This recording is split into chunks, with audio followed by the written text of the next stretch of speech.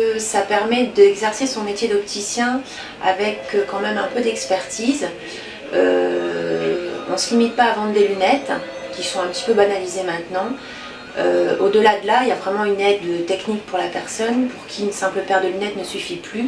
Le fait de venir au Silmo, l'intérêt c'est qu'on peut rencontrer un maximum de fournisseurs spécialisés basse vision, donc de voir des nouveaux produits, de se tenir au courant de tout ce qui peut exister sur le marché pour être toujours au top au niveau technologie. C'est l'occasion aussi de créer des relations humaines. On n'a pas forcément quand on est aux quatre coins de la France.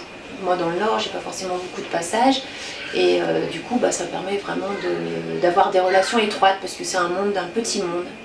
Le monde de l'optique est petit, mais le monde de la basse vision encore plus petit. J'y suis pas allée, je connais pas. Moi c'est vraiment les relations avec les fournisseurs. Quand il y a un nouveau produit, ils nous font une démonstration, on le découvre sous toutes les coutures et ça permet aussi d'avoir des retours sur les produits avec lesquels on a travaillé, des choses qui ne nous plaisaient pas. Donc on est vraiment au cœur de l'action et c'est vrai que c'est un petit milieu où nos réflexions sont entendues. Donc ça fait plusieurs années qu'il est là, donc c'est vrai que on l'avait vu. Nous ces simulations-là, à la limite, c'est pour nos... Si on avait des ophtalmos qui venaient, on les accompagnerait pour qu'ils se rendent compte. Ça permettrait de sensibiliser nos prescripteurs, ceux qui pourraient être nos prescripteurs. Nous, cette sensibilisation-là, on l'a déjà, au quotidien. On pourrait rêver d'une rencontre avec des ophtalmos, mais également des médecins du travail, des personnes pour les mettre en situation pour qu'ils se rendent compte de ce que peut être le handicap visuel et effectivement les sensibiliser. C'est un salon qui est plaisant, qui est, je pense, qui peut être nécessaire. Après, tout dépend certainement de l'affaire que l'on a et de ce qu'on en attend. Par contre, pour la basse vision, c'est vrai que si j'y vais pas, je me coupe un petit peu quand même du monde. Le Silmo est indispensable, je pense, pour les opticiens effectivement indépendants qui sont pas près des grandes villes et qui n'ont pas forcément les fournisseurs qui viennent. Ça leur permet vraiment d'être à la pointe de tout ce qui peut exister, d'être au courant. Quand on a la chance d'être dans une grande ville, on est quand même pas mal démarché. Les Silmo d'or ont un intérêt dans le sens où ça permet de mettre en avant certains produits. Quand on voit qu'ils ont été récompensés par le Silmo d'or, forcément on lit, donc on prend connaissance.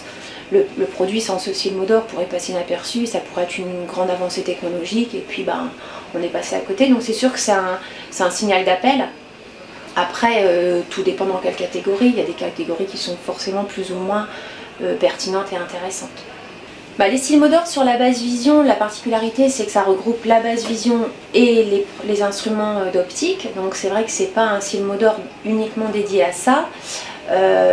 L'intérêt, en tout cas je pense que ça peut être reconnu comme ça, c'est de se dire que des professionnels confirmés de la basse vision ont validé ou pas un produit et que si j'étais opticienne traditionnelle et que je voulais avoir quelques produits basse vision, tant qu'à choisir, je choisirais peut-être plus volontiers ceux qui ont eu le Silmo d'or. Ce qu'on pourrait attendre du Silmo, c'est que on démocratise un petit peu plus la basse vision, en tout cas qu'on en parle plus.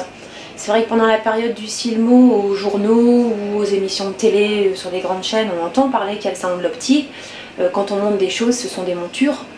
Je compte venir au Silmo cette année, d'autant plus si je fais partie des membres du jury pour le Silmo d'or basse vision. Je recommanderais le salon pour les personnes qui veulent se tenir au fait des nouveautés et de tout ce qui peut se faire. C'est aussi un beau lieu de rencontre, il faut reconnaître. Le milieu de l'optique est petit, mais on est vite tous dispersés.